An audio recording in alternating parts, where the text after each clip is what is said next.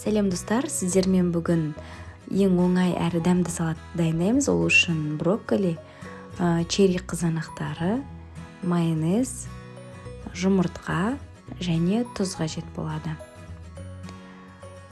Ең алдымен барлығын осындай бөлшектерге бөліп тураймыз. Жұмыртқаны пісіріп алдым. Жұмыртқаны да тек 4 бөлікке бөліп тураймыз.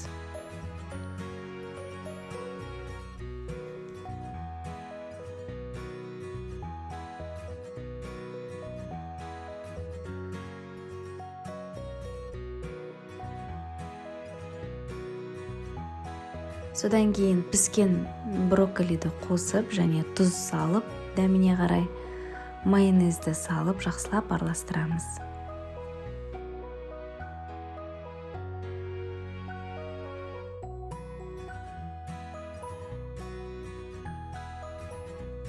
Салатымыз дайын болды, жасап көріңіздер, өте дәмді шығады.